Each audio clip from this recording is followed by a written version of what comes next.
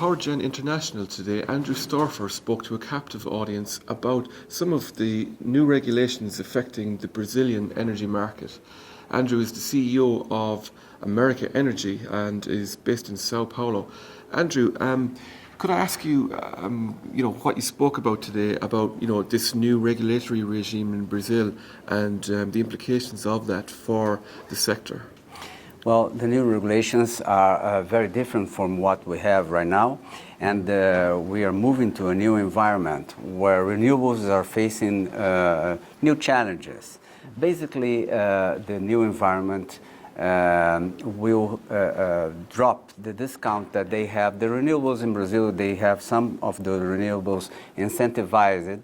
They have a discount on the tariff for distribution. Mm-hmm. So basically 50% discount in the distribution tariff. So this will end until 2030. Mm-hmm. So the renewables will compete in another basis against thermal plants, probably.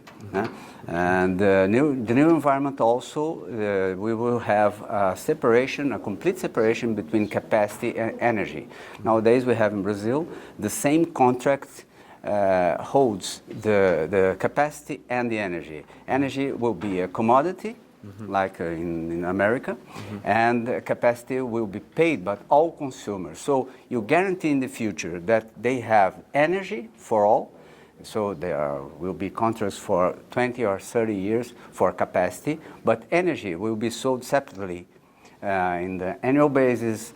5 years or 10 years, you don't have to buy them together with the capacity. Okay. It's a huge change in Brazil. A huge change and a lot of process behind the scenes that obviously has to be taken care of.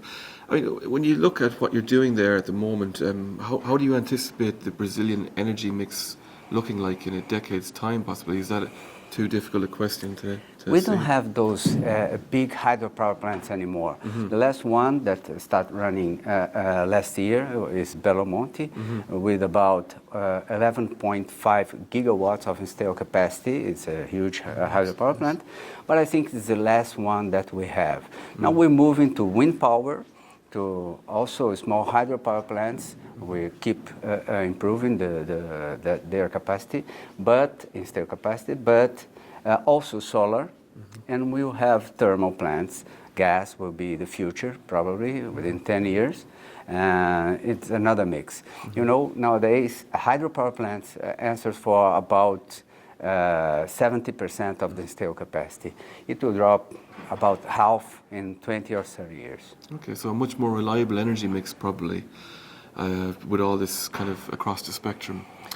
Yeah, but I think the energy will be more expensive in the future. Mm-hmm. But we're facing also some new things like efficiency, like self-production. This is starting to grow in Brazil also. So we have a different environment, I think, in 10 or 20 years. Okay.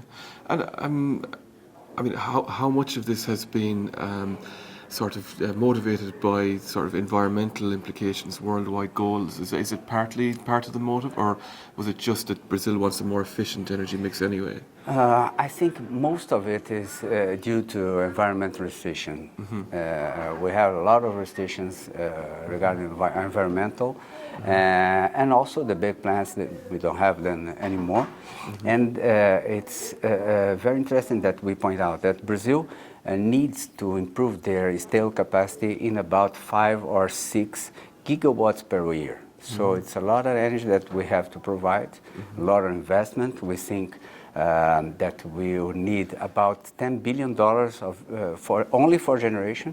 Mm-hmm. If you think about transmission and distribution, is a lot of money that we have to spend to invest in the next years. Andrew, thanks very much for your contribution today, and I think a lot of people got a lot from it. And thank you. Thank you very much.